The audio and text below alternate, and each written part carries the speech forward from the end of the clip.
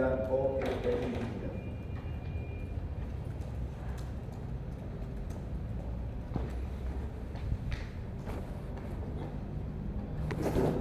La doctrina también, y el código también, reconoce lo que se identifica como la nulidad implícita o fin incumplido. Si nos vamos al artículo 171 del Código Procesal Civil 171, vean, dice así: la nulidad se sanciona solo por causa establecida en la ley. Ese párrafo es el principio de legalidad. Sin embargo, dice, puede declararse cuando el acto procesal careciera de los requisitos indispensables para la obtención de su nulidad. Si ustedes analizan junto conmigo este artículo, verán que hasta ese primer punto seguido, o sea, la nulidad se sanciona solo por causa establecida en la ley, hasta ahí es lo que se conoce como el principio de legalidad. Después de ahí y hasta la obtención de su finalidad, estamos hablando de la nulidad implícita o fin incumplido. ¿Qué quiere decir esto? Que tampoco estén buscando por ahí que el código nos diga esto es nulo, esto es nulo, esto es nulo. Hay que ver caso por caso de qué acto procesal estamos hablando. Si la notificación por cédula, por ejemplo, que es una notificación trascendental en el proceso, nosotros sabemos que una vez iniciado el trámite del proceso, en algún momento las partes van a señalar su casilla procesal, siempre. Ahora, imperativo, todo abogado tiene su casilla física, tiene su casilla electrónica, ya no podemos escaparnos de eso. Pero la primera notificación que llega al demandado obviamente va a ser a su domicilio. No hay otra forma. Ese demandado no sabe que el demandante está instaurando contra él una demanda. No lo sabe. Podría especular. ¿Cómo así?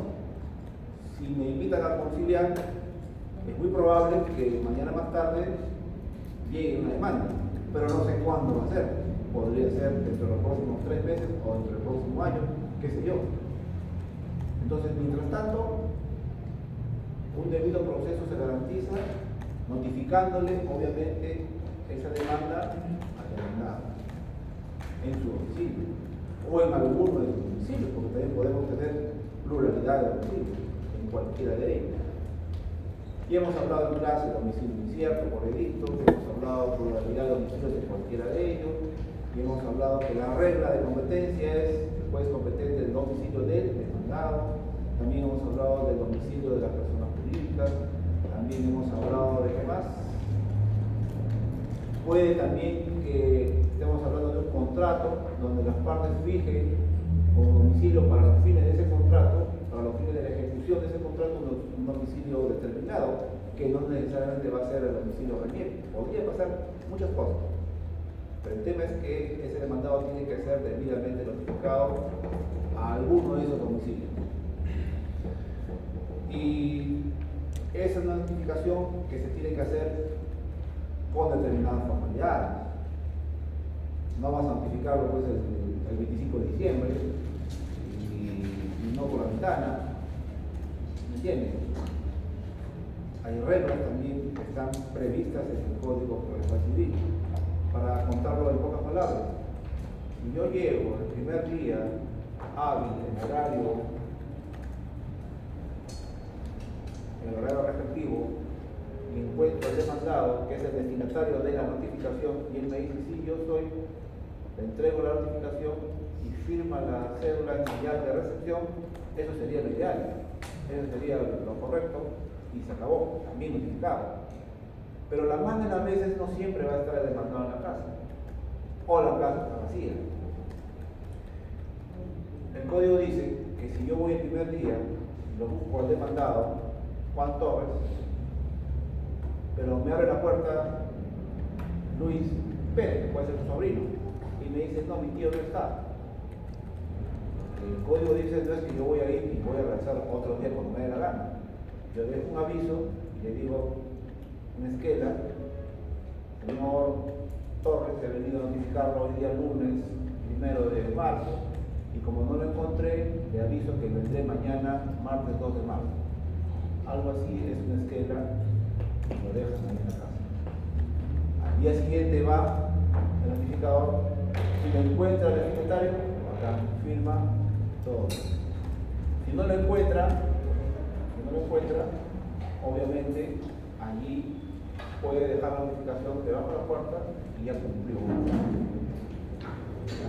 O sea, ¿qué quiero decir? Hay formalidades para esa notificación. No puedo yo en primera llegar y dejar la notificación debajo de la puerta. Mínimamente tengo que dejar características de mi mueble. ¿Qué día lo dejé? ¿A qué hora? ¿Qué suministro? Si es que hay alguna característica que nos invite a pensar que ese notificador sí fue. Porque estamos hablando de un acto procesal trascendente que va a comprometer el derecho de defensa de ese demandado. Entonces, si ese acto procesal no cumplió su finalidad, digamos, el juez manda a notificar la demanda, llega el día de la audiencia, un día antes de la audiencia pide el expediente para ver que todo está en regla y ve que hay una notificación que la han dejado bajo puerta, no hay esa notificación previa, no hay ninguna característica del inmueble. Es más, se da cuenta que la demanda y sus anexos tienen 40 folios, pero la notificación en la cédula solo pusieron que habían enviado 10 folios. No puede ser, claro, él puede pensar, quizás se la ha mandado a doble cara, pero la suma de esas circunstancias lo puede invitar a él a pensar lo siguiente: esta notificación no cumplió su finalidad, esta notificación no cumplió su objetivo, y por ende yo de oficio, 176, declaro nula esa notificación, ordeno que se vuelva a notificar debidamente y ya reprogramaré la audiencia.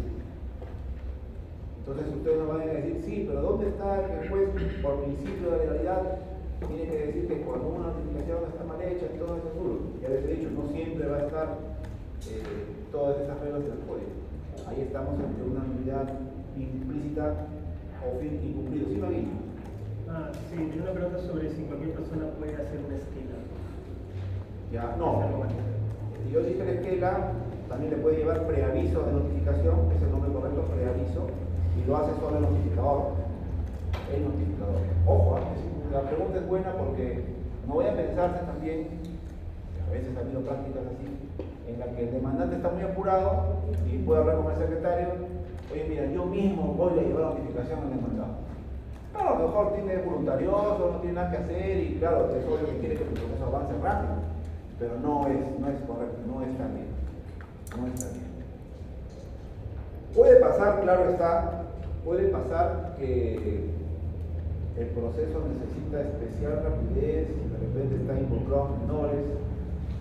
Puede pasar que el demandado vive en un lugar pues alejado de la ciudad, manzana B', lote 5, en el asentamiento humano, pues,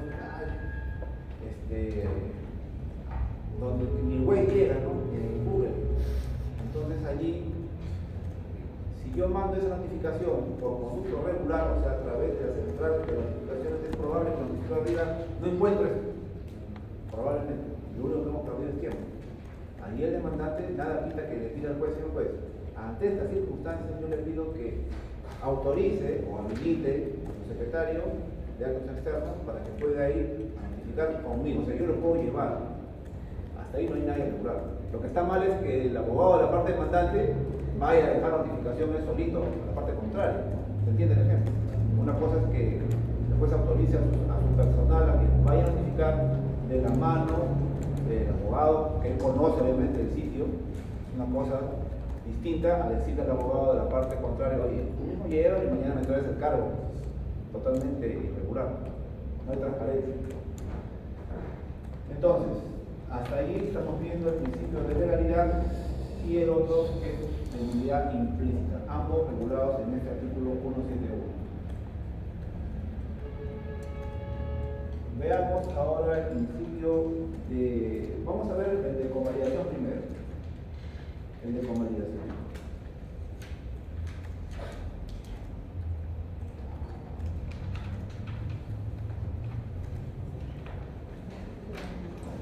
Imaginemos un ejemplo parecido al anterior.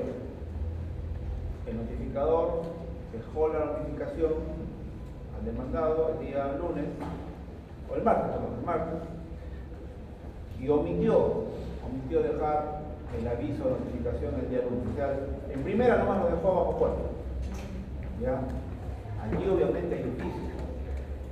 Vean ustedes, para que entiendan mejor, denle una mirada mientras estoy explicando el artículo 157. 155.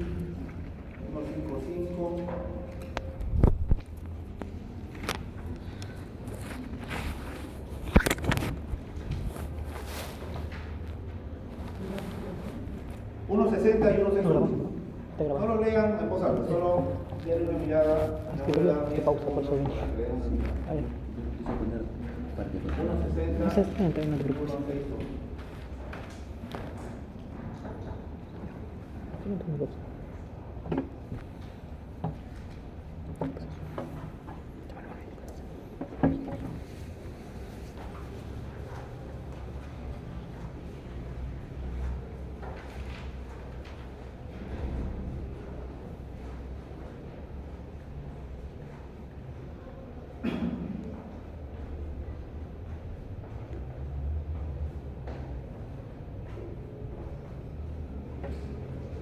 Entonces, si ustedes ven el artículo 160 y el 161, verán que hay ciertas formalidades que uno tiene que cumplir para que se materialice debidamente la notificación por cédula. E imaginemos que a pesar de este vicio, el demandado contesta dentro del plazo. O sea, el demandado no plantea nulidad, lo que hace es contestar la demanda dentro del plazo. El demandado bien pudo decir, señor juez, que me vuelva a notificar porque no me dejó el preaviso, qué sé yo. El demandado opta por contestar dentro del plazo. Allí se dice que él está validando expresamente ese vicio.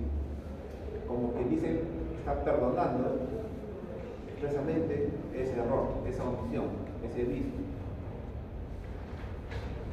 También les mencioné en la clase pasada este ejemplo que a ti te notifican de un día para otro para una audiencia.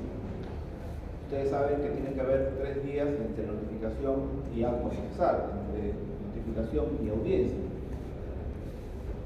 Pero si por alguna razón no te han notificado dentro de 3 días, tú tienes 2 opciones.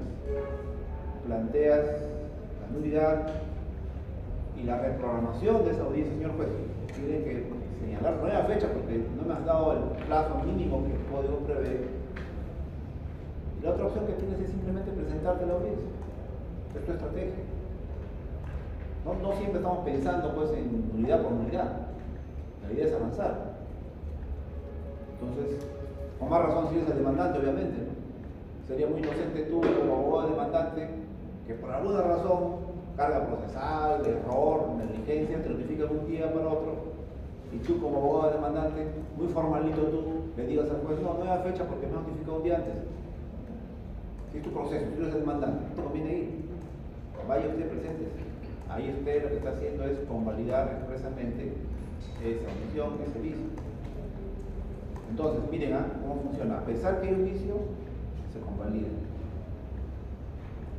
La convalidación tácita, puede haber convalidación expresa y la convalidación tácita. En la expresa, el presunto afectado, el presunto perjudicado con el vicio, se apersona, se pone a disposición o presenta el escrito que revela que no se hacen problemas, o sea, él quiere continuar el proceso.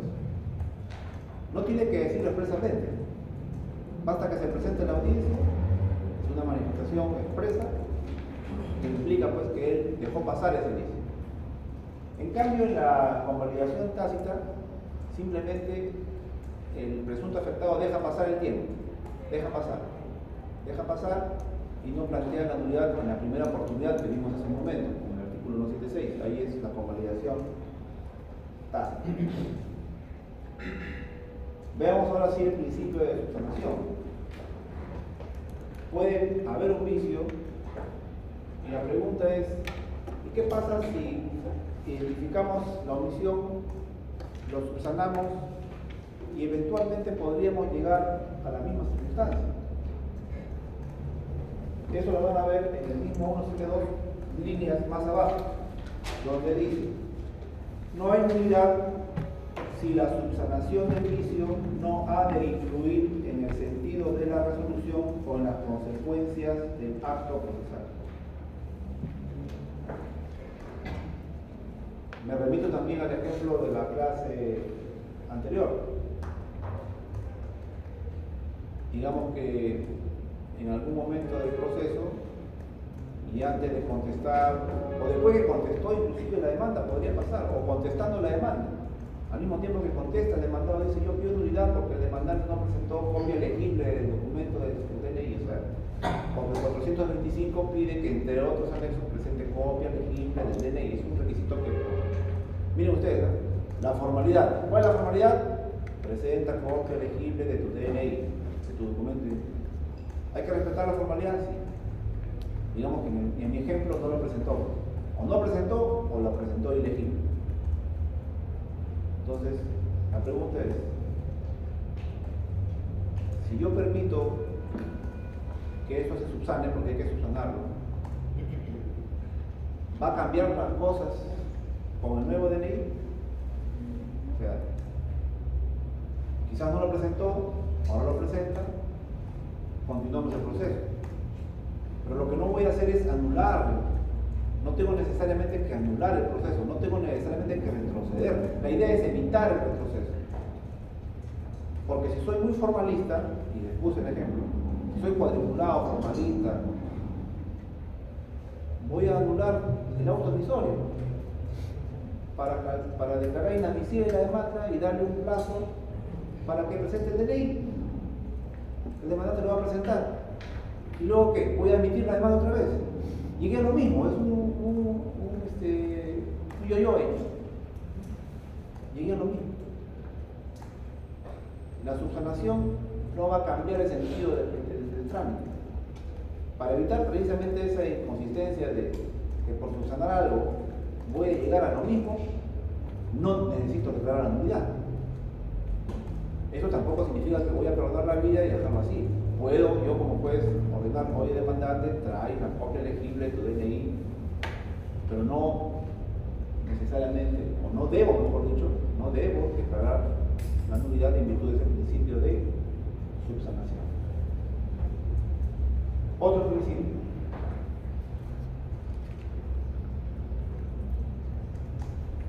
El principio de conservación. Esto lo va a encontrar en el artículo 173. 173 del Código Procesal Civil. Digamos que está la resolución 4, 5, 6, 7. Y tú has identificado que has incumplido en nulidad en la resolución 4. Repito, 4, 5, 6, 7. Por alguna razón has identificado un vicio en la expedición de la resolución 4. Lo que te dice el artículo 173 es que ya, si hay un vicio, no tienes que tumbarte todo el edificio.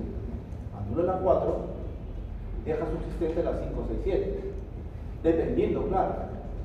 Depende del caso por caso.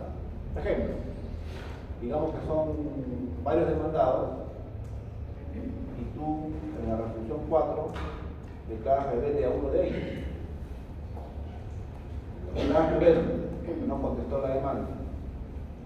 5, de repente estás ordenando notificar testigos. 6, de repente estás ordenando que se oficie para recabar determinado documento. ¿Qué sé yo? 4, 5, 6, 7. Y resulta que esa persona, ese demandado, al que declaraste rebelde, se apersona y te demuestra que fue mal notificado. Señor juez, yo estoy, según mi certificado de movimiento migratorio, estoy desde hace un año fuera del país. Me he enterado de esta manera y me apersono y quiero defenderme. Notifícame por la demanda. Ya, pues ante esos argumentos, modo. Tengo que anular la resolución 4 porque no debí declararlo rebelde. Está demostrando que ha sido mal notificado por la demanda. No pudo haber sido jamás notificado porque no estaba en el país inclusive. Pero no por eso voy a anular las 5, 6, 7. Conservación. Tengo que conservar los actos procesales independientes de esa decisión. Otro principio, el de trascendencia. Eso está en el 174. Profesor, disculpe. Sí.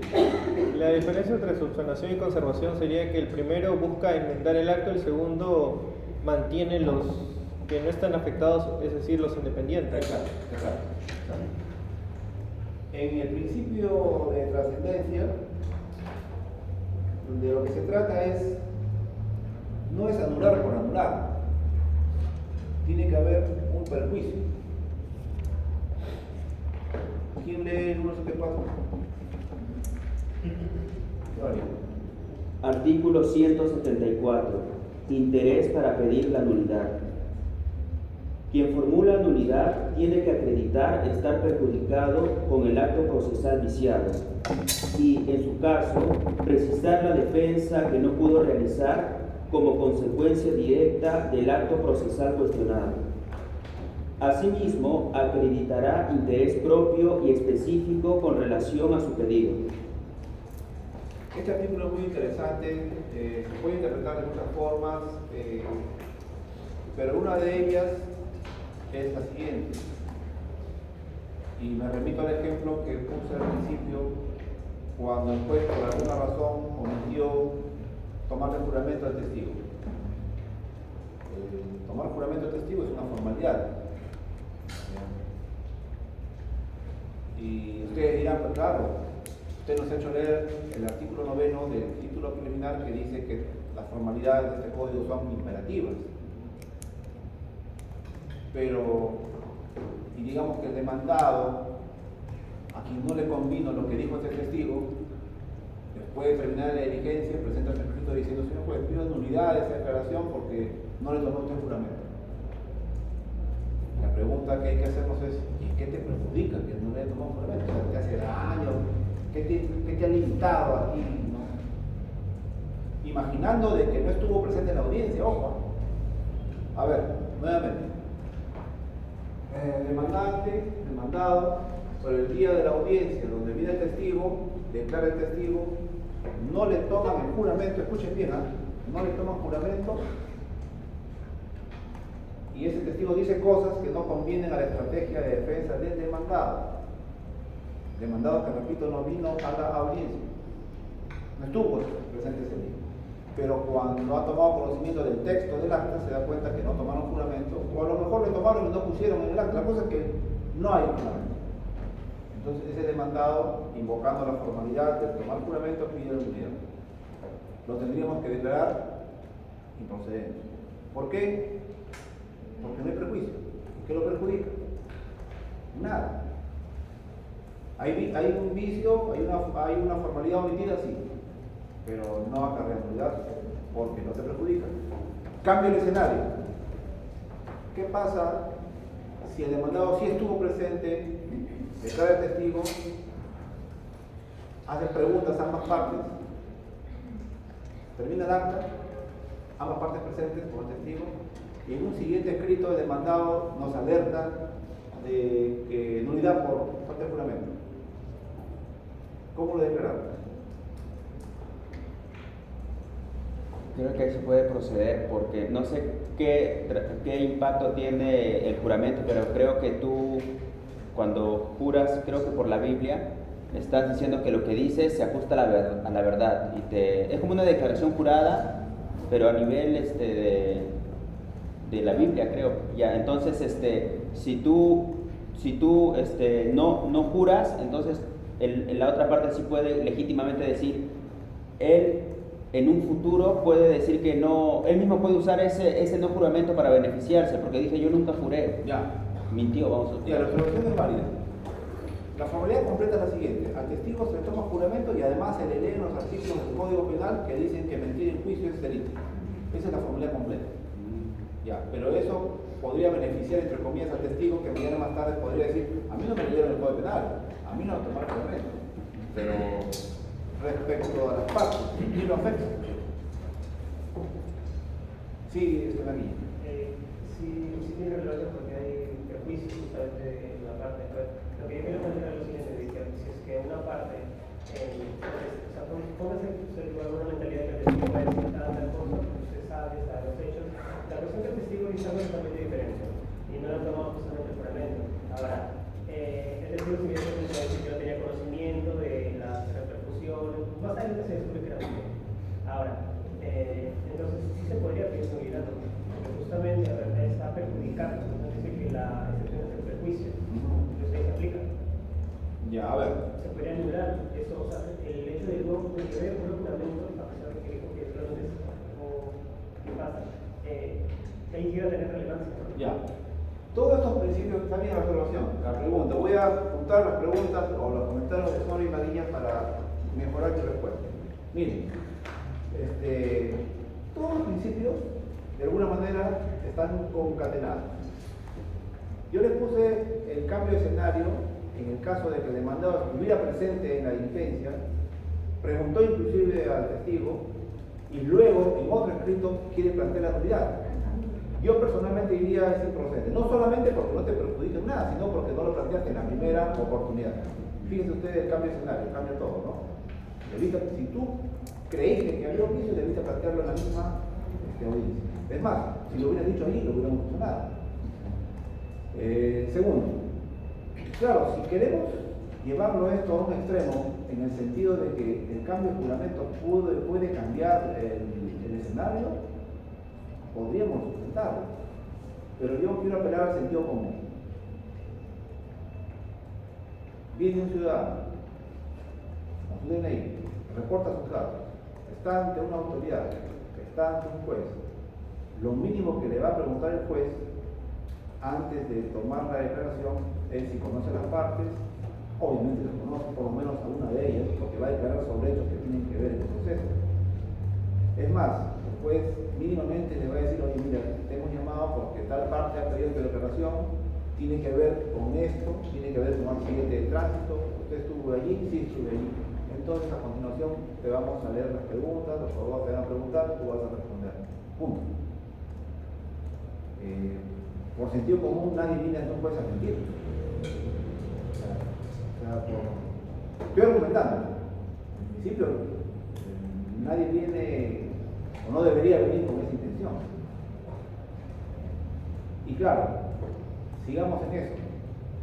No le tomaron el juramento. Si nos cerramos en de que, vamos a pensar un ratito, de que efectivamente sea un juez que diga, sí, pues es una formalidad de entrada de unidad. La pregunta sería, ¿y ahora qué hago? ¿Lo vuelvo a llamar para tomar el juramento y volver a tomar la declaración? ¿O solamente le tomo un juramento y que se ratifique lo que ya dijo?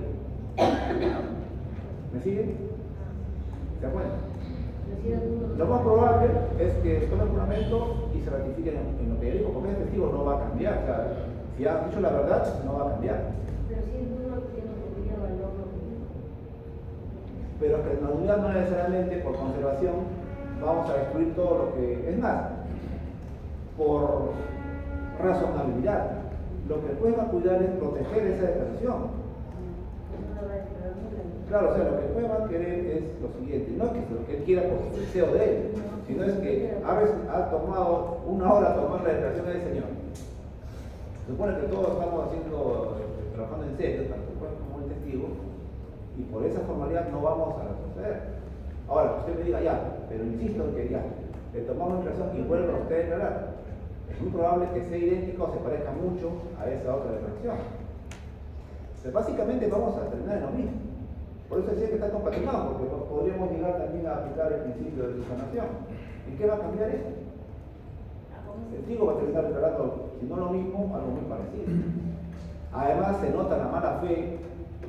Yo más bien puedo tocarla con la mala fe de la parte que se está notificando, porque obviamente lo que no le ha gustado es lo que ha declarado el testigo.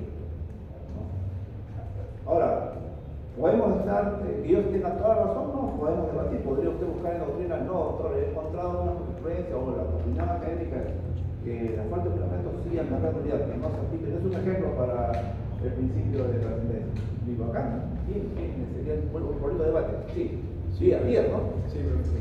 Como usted mencionó respecto al prejuicio, yo me confundí en un inicio porque mencionó que lo que mencionaba el testigo, lo que señalaba el testigo, perjudicaba al demandante, no la declaración. Entonces, cuando usted preguntó, ¿en este caso se perjudica? Bueno, sí, sí se perjudica, pero creo que por el... No, la formalidad. ¿En qué lo perjudica la formalidad? Exacto, exacto. Pero yo en un primer momento lo pensé así. Sí lo perjudica porque lo declaraba lo perjudica, pero luego entendí que usted se refería a que el hecho de que le declarase juramento o no cambiaría nada. Exacto. Bien por la corte. Efectivamente, lo perjudica lo que declaró, es obvio. Pero la pregunta es, ¿lo perjudica la ausencia de la formalidad? Ese es el tema. ¿Qué cambia? ¿Qué cambiarían las cosas solamente por un formalismo que está allí, debió hacerse, pero que no justifica, bueno, en mi opinión, debatible y se aceptan ideas en contra, tener que anular solamente para cumplir una formalidad de este tipo? Este principio de trascendencia también se usa mucho cuando los demandados a veces piden la nulidad de autos porque no han sido notificados. Pueden argumentar bien que no han sido notificados debidamente su casa, a lo mejor te dicen inclusive te pueden llegar a decir, mira, mi suministro es número 1, 2, 3, 4, 5 y ahí dice 8, 9, 10. Pero todo apunta a que efectivamente hubo un vicio y todo apunta a que deberíamos anular y darle la oportunidad a que se defienda.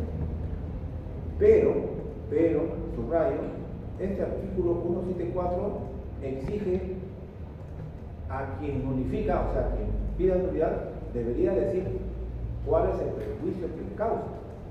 No solo decir, no me he notificado y me perjudicó el derecho de defensa. Es muy genérico. No basta con eso.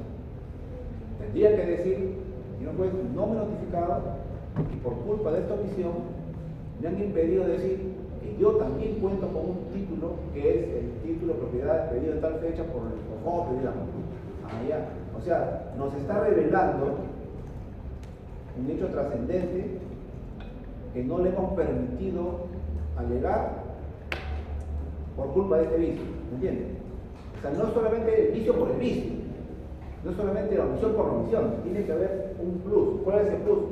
¿Y qué perjuicio te he causado? ¿Qué te hemos limitado? ¿Qué defensa no has podido realizar? ¿Por qué?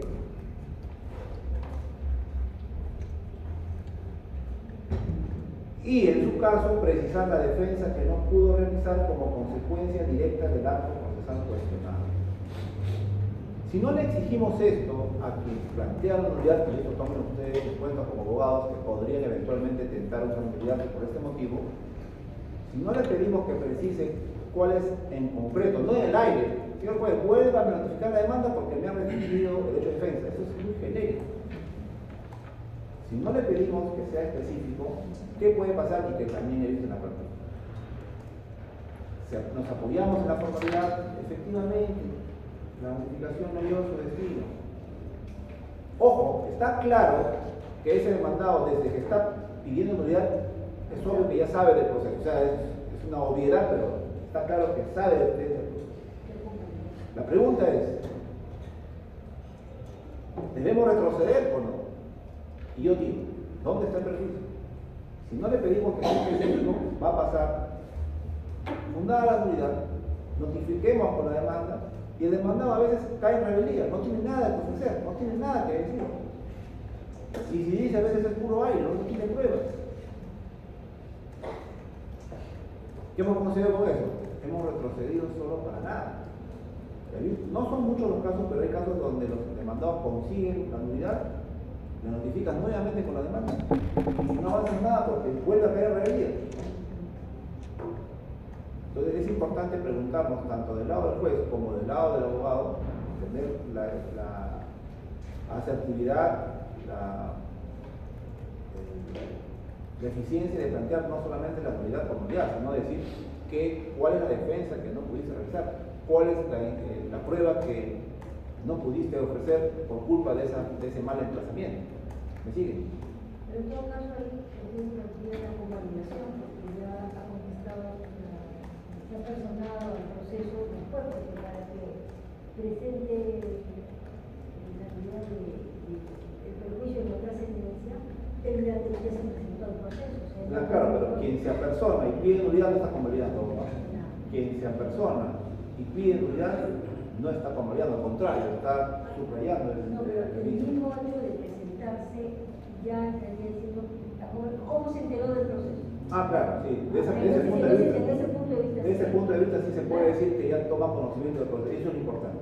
Porque en los edificios que entran a varios pisos, pero entra el documento a portería, si bien es cierto, no está entrando directamente, pero ya toma conocimiento porque el portería a veces deriva el escrito, lo direcciona correctamente. Ciertamente. Ciertamente. Y por último, el principio de protección que está en el 175, inciso 1. 175, inciso 1. Quien propicia el vicio no puede luego invocar ese vicio para pretender la nulidad. Sí. No, gracias. No. Entonces, repito, quien genera el vicio luego no puede invocarlo para generar nulidad. Ejemplo,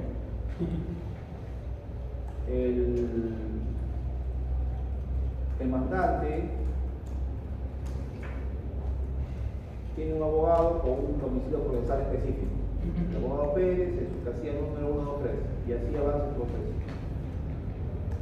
Y en algún momento varía el domicilio procesal de casilla y dice, ahora mi casilla va a ser el número 788. Entonces el juez a partir de ahí va a notificar en la casilla 788 porque el mismo demandante le está diciendo.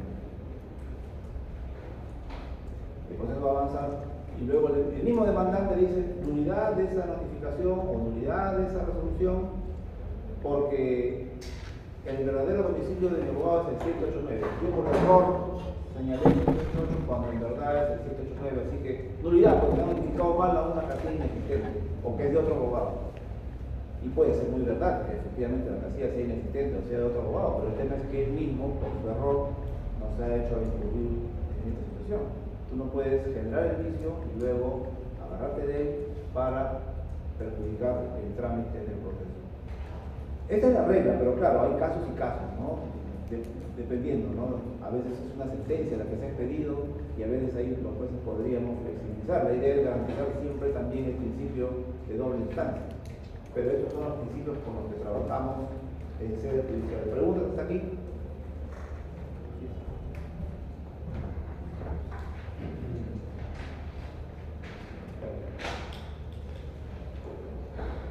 Mientras se les ocurre preguntas, vamos adelantando lo que va a ser materia de la siguiente clase.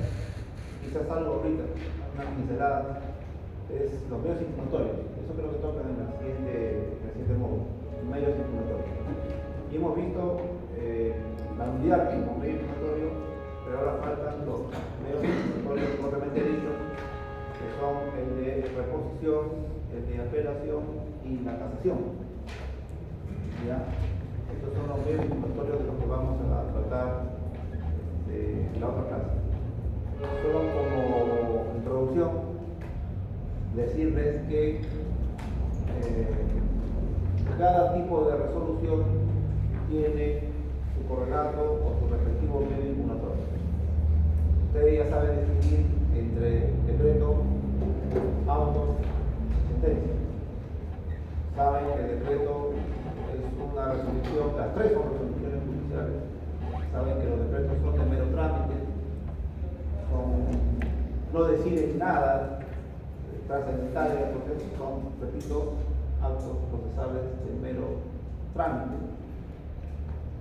Por ende no requiere motivación, no requiero motivar por qué digo téngase presente, por qué digo pídanse copias, o sea, son de mero trámite. Al ser esto así, no hay nulidad si no motivo un decreto. Pero también puedo incurrir en error al momento de emitir un decreto. Por ejemplo, digamos que tú eres una de las partes y pides copias certificadas de 100 folios de expediente, digamos.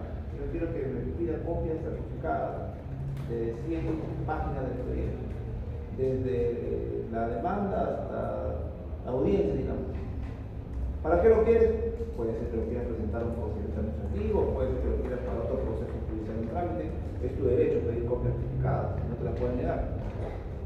Y digamos que pues por error dice, pídanse copias de 20 folios, oye, es un error. Puede ser que lo corrija, porque ya sabes que las resoluciones las puede corregir, las puede aclarar. Puede ser también que sea otro tipo de pedido, que de repente pide, señor juez, pido audiencia.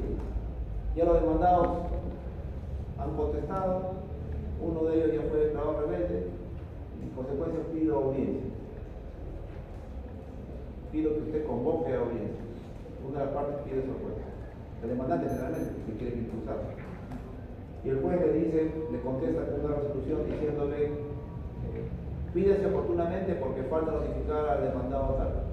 Punto. Menos trámite. 3, 4 líneas, 5, 6 líneas. No tiene por qué decir más. Pero digamos que después, pues, allí, efectivamente no tomé en cuenta que ese demandado ya está notificado. Entonces ahí lo que la parte puede hacer es, pues, corríjase, pero ya no la corrección de meros números o una corrección material, sino va a cambiar el sentido de ese decreto. Ya saben ustedes que después no puede cambiar el sentido de su decisión. Él ya resolvió que no va a cerrar la audiencia. ¿Qué puede corregir? Nombres, puede corregir números, puede corregir errores materiales, pero no puede cambiar el sentido. Para eso tenemos el recurso de reposición, que es uno de los medios impugnatorios. Señor juez, usted se ha equivocado. Usted se ha equivocado. Usted dice que todavía no va a cerrar la audiencia porque falta notificar al demandado tal. Falso. Ya está notificado tal fecha según se puede ver en tal página del expediente. Entonces ahí es un escenario donde el litigante lo que plantea es un recurso de reposición. Lo interesante en este medio impugnatorio es que es el mismo juez el que va a resolver este medio impugnatorio. Es el único, porque tanto la apelación como la casación obviamente va a ser la siguiente instancia que va a resolver. Hasta aquí lo voy a dejar para los que vienen lejos, pueden ir saliendo en silencio, y para los que quieren quedarse un poco más solo para estación de preguntas, escucho atentamente.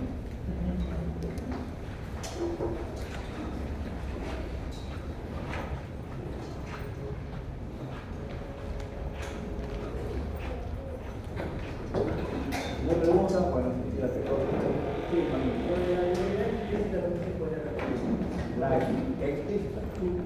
Implícita. Les decía que la unidad, primero comencemos con la de la explícita, ¿ya? Para entender mejor después lo. Allí donde el código diga esta formalidad que debe cumplir bajo sanción de nulidad, eso es el principio de legalidad. La primera línea del artículo 171 del Código de Procedimiento Civil. O sea, el mismo código que está encargado de decir que determinada formalidad debe hacerse bajo sanción de nulidad, ahí estamos hablando del principio de legalidad. Les dice leer el último párrafo del artículo 133 del Código de Procedimiento Civil. Dice que la publicidad del remate, todo remate tiene que ser publicado. No hay medias tintas. Si se omite esa publicidad, es nulo. Principio de legalidad. Pero el código no se le va a pasar, pues, diciendo en todos lados, en este caso sería nulo, en este caso sería nulo, no le va a alcanzar tinta. Entonces, todo lo demás debemos preguntar si el acto procesal cumplió su objetivo, cumplió su finalidad. Si cumplió su finalidad, bien. Si no cumplió su finalidad, pues no. Ahí es donde entendemos nosotros que hay una unidad implícita o fin incumplido. Lo mismo. O sea, repito, si un acto procesal no cumple su objetivo, no cumple la finalidad para la cual fue expedido, significa que estamos ante una nulidad implícita. No esperes que el código te lo diga. Tú mismo tienes que deducir que implícitamente, al no haber cumplido ese acto, el fin para el cual se dictó, entonces es nulo. Y el ejemplo que les puse es la notificación, ¿no? Tiene que tener ciertas formalidades para garantizar que la parte tome conocimiento oportuno de la resolución. Si tú ves como abogado de la otra parte, como juez, que esa notificación no cumplió su objetivo, entonces estamos hablando de la entidad implícita. Pero un poco la confusión que también mencionó en el caso del DNI